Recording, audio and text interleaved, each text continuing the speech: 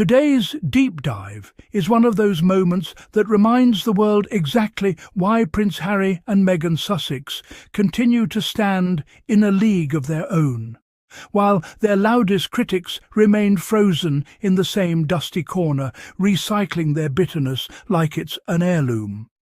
And once again, the most powerful piece of evidence didn't come from the tabloids, didn't come from an anonymous palace insider, and definitely didn't come from someone hiding behind a palace curtain. No, this moment came from something incredibly rare in the royal universe. A handwritten, heartfelt, genuinely beautiful letter from Meghan Sussex herself. Yes, the Duchess sat down, took a pen, and wrote a real note, not one of those stiff, typed acknowledgements with a blurry digital signature.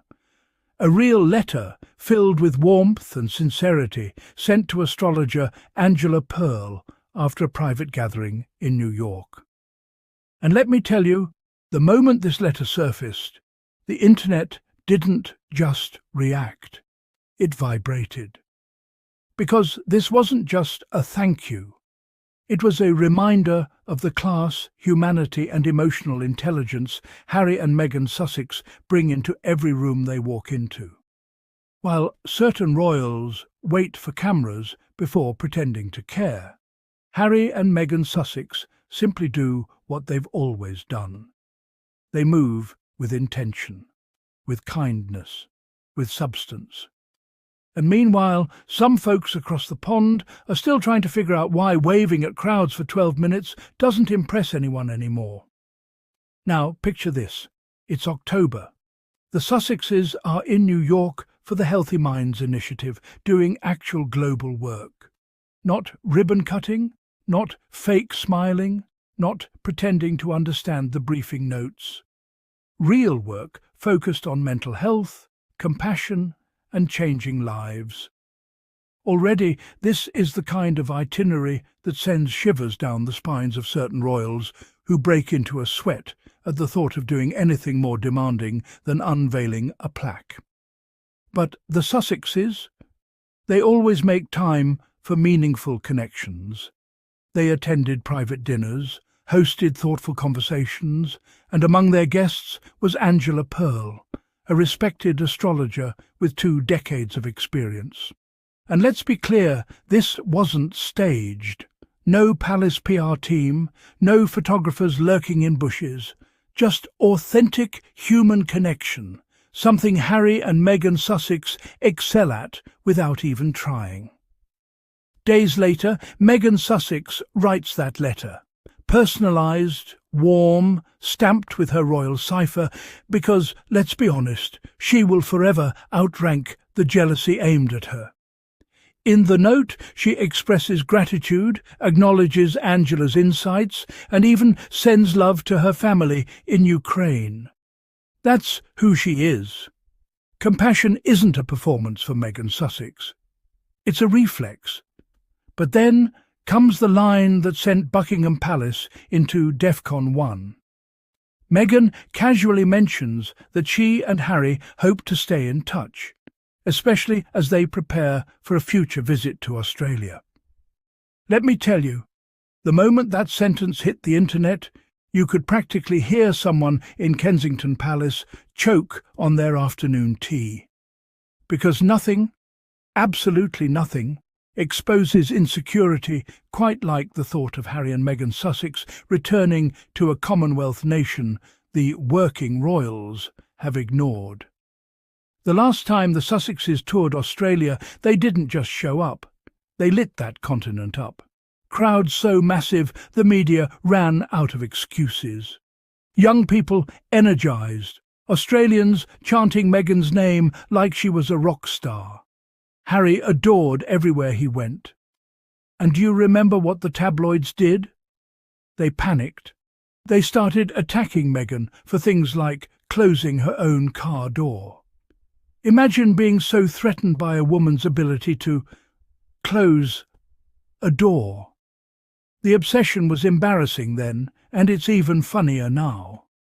Fast forward to today, And that 2018 tour is still considered one of the most successful royal tours of the century. Meanwhile, another famous couple couldn't even be bothered to attend the Women's World Cup final in Australia. Imagine skipping the continent when you're president of the Football Association. But let Harry and Meghan Sussex whisper the word Australia, and suddenly the palace acts like someone is stealing their favourite toy.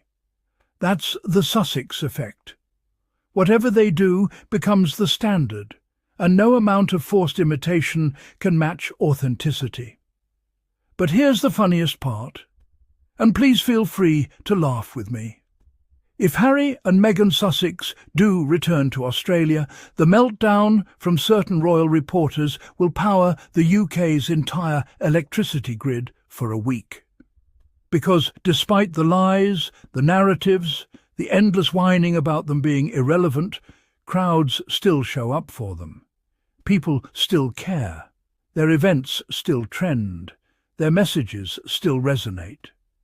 Meanwhile, others struggle to gather more than 14 people at a ribbon-cutting event, and most of them are school children who just want free snacks. This letter proves something powerful. Harry and Meghan Sussex choose their own path. No palace dictates their diary. No senior royal decides their movements. No overshadowed sibling can stop their momentum. The Sussexes are truly global, and that freedom terrifies the institution that once tried to clip their wings. Angela Pearl shared the letter with joy, calling their time together uplifting and inspiring. Imagine meeting two major global figures and leaving the interaction feeling energized, not traumatized. That's what sets Harry and Meghan Sussex apart. Their presence elevates people, rather than suffocating them with protocol. Of course, the press tried to mock the astrology angle. Suddenly, tabloids who spend every waking moment analysing Meghan's eyebrows want to pretend astrology is beneath them. Meanwhile, the monarchy they worship is built on centuries-old rituals and symbolism far more mystical than a birth chart. But hypocrisy is their sport, and they play it well. Badly, but consistently. Astrologers worldwide have predicted major shifts for the royal family next year, big changes. When they look at Harry and Meghan Sussex, it's all growth, expansion, success and liberation. And mark this down, March is being highlighted as a crucial turning point. Something is coming. And when it does, the tabloids will be scrambling like ants in a rainstorm, trying to control the story. But whatever comes, one truth remains unshakable. Harry and Meghan Sussex are thriving. They are building, creating, connecting, and living with purpose.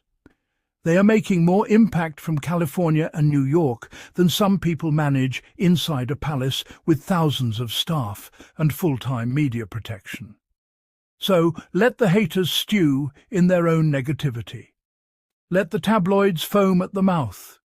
Let jealous royals stomp around like toddlers deprived of attention. Because the Sussexes are moving forward, with grace, with strength, and with millions cheering them on. And when they step onto Australian soil again, the world will witness the same magic we saw in 2018. Crowds will gather not because they're instructed to, but because they love Harry and Meghan Sussex. Because these two inspire hope, compassion and genuine connection. Things no smear campaign can ever destroy.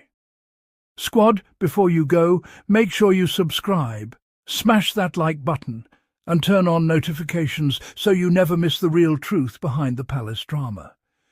And if you appreciate independent, positive Sussex coverage that refuses to bow to the toxic tabloid system, feel free to support the channel through Super Thanks. Your support keeps this space loud, proud, and Sussex strong.